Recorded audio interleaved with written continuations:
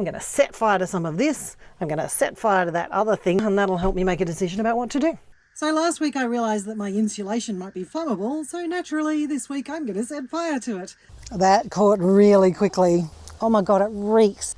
That's not catching alight at all. And I also need to test the insulation properties of the insulation to see if that's actually going to work for me in the bus. So that's all happening in this video today. But the weird part is, the stuff that I thought was the biggest problem actually worked the best. I have pulled the ceiling out of my van, and the reason for that is it was ugly. I want to run some LED lights up and down here, but in order to be able to put these up properly, I need to put my ceiling up, and then in order to put my ceiling up, I need to sort out my insulation. It seems to me that everybody who is doing a bus pulls this insulation out and replaces it, and so I've sort of asked around and gone, why? What's the story? Why are people doing it? What's wrong with that? It's been in there for a long time. Some people are talking about it's flammable. Some people are saying it's not actually insulation, it's just soundproofing. There's a bunch of discussion going on and I don't really know what the real answer is. But on the flammable thing, I think we should test it out. I'm going to set fire to some of this. I'm going to set fire to that other thing that's in the cabin. And I'm going to set fire to this, which is an insulation that I've bought from Bunnings. Quite possibly the wrong one, but we'll talk about that a little bit later. And we'll see whether one is better than the other, and that'll help me make a decision about what to do. Let's get a sample.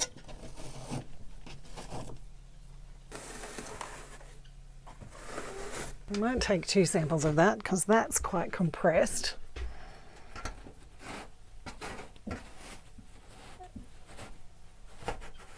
That's a 3rd sample, and I can't do this one-handed. This is going to be a very scientific test. So I've got my brother in to come help because, frankly, we're going to set fire to stuff. He wants to play too. Stop.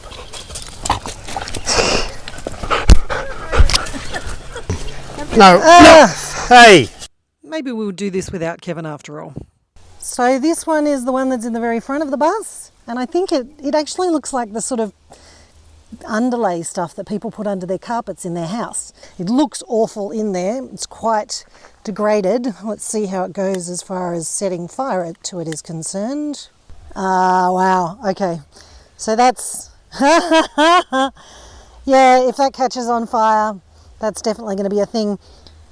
One of the things that people talk about if you're doing any work, if you were to suddenly go, I'm going to put a vent in and cut a hole through the roof, then you know, any tiny little spark is going to absolutely set that off. I think we might pull that out. I think that's a definite, let's pull that out. Oh my God, it reeks. It absolutely stinks. I don't know what that's made of. All right, let's just fire safety. This one is the same as this one, but this looks older and daggier. You can see it's sort of quite marked, and I don't know what's done that, but let's give that a go. That caught really quickly. I wonder though whether the stuff that's sort of soaked into it, it's brownie, whether that's something that's soaked into it that's making that worse. Oh wow. I think we might get that out of the bus as well. Oh, all right. This one is the same as that one, so presumably, yeah, look at that. Admittedly, I did make it fluffy by tearing it all up. It's almost glowing in here. Is that just me? We'll look back at the footage on that later. Yeah, so look, something catches onto that, it is definitely going to go up. I think we might put that one out. This one here are bats that I've just bought from Bunnings. I think I've done the wrong thing with buying these, and I'll explain that to you in a little bit. These are an R4 thickness, and I think they're too thick. But we'll come back to that when we've worked out what to do. Let's see how this one goes. Oh, let's see if I can get my thing to work. That's not catching alight at all.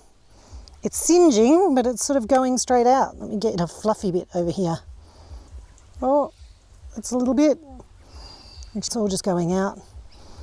So wow, that's a big difference. If you've seen my latest video, I've actually been distilling alcohol in a van. I might have more problems with flammable things than a flammable insulation. Look at that, that's not burning at all. Can't get that to light. Well, I think we definitely have a winner on the flammable department.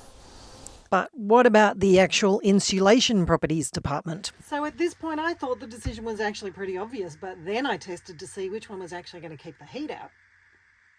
I'm very excited about these new strip lights that I'm putting in, and I'm going to be putting a ceiling up, but I've been stalling doing the ceiling because I need to sort out what I'm going to do about the insulation. I've been doing lots of research about insulation, and frankly it doesn't look like there's any definitive answer about what works and what doesn't.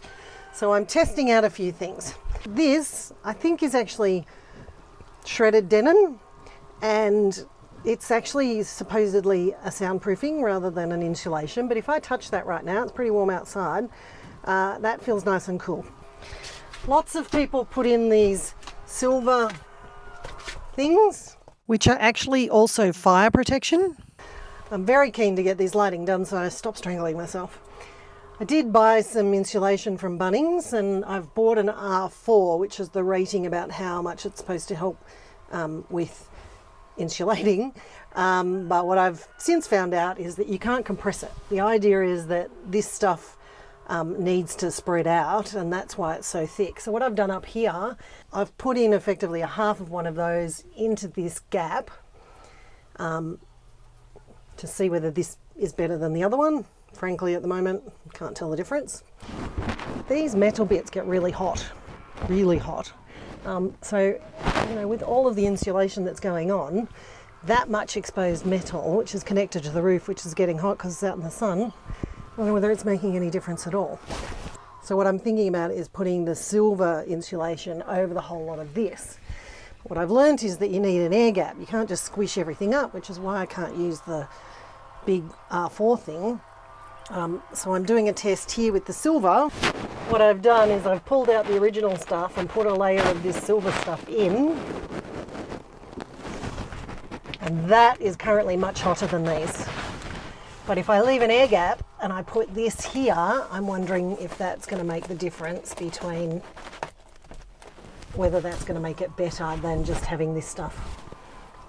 There's something about having an air gap in between, that the first silver one's trying to stop heat coming in, and then an air gap means that this one is stopping any heat that's sort of escaped through there, and it's giving it the opportunity to work. So it's about 1 o'clock in the afternoon and it is quite warm in here. Let's do the test. So this is the new bats, but admittedly half the size of this. I actually think this is hotter. These are the old ones. This is cooler.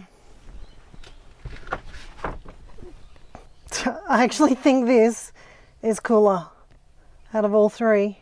It's the original stuff. Right, so that's decision made.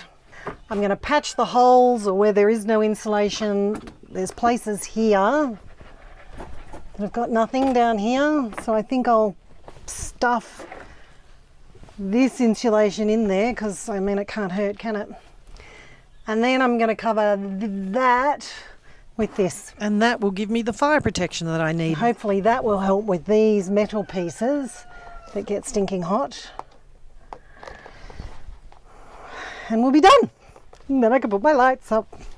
So if you'd like to see the first video in this series where I rip this whole ceiling out, then watch this video here, and otherwise you should hit the subscribe button so that you can watch next week's video and see the brand new ceiling with all the insulation and the fantastic lighting and how it turns out.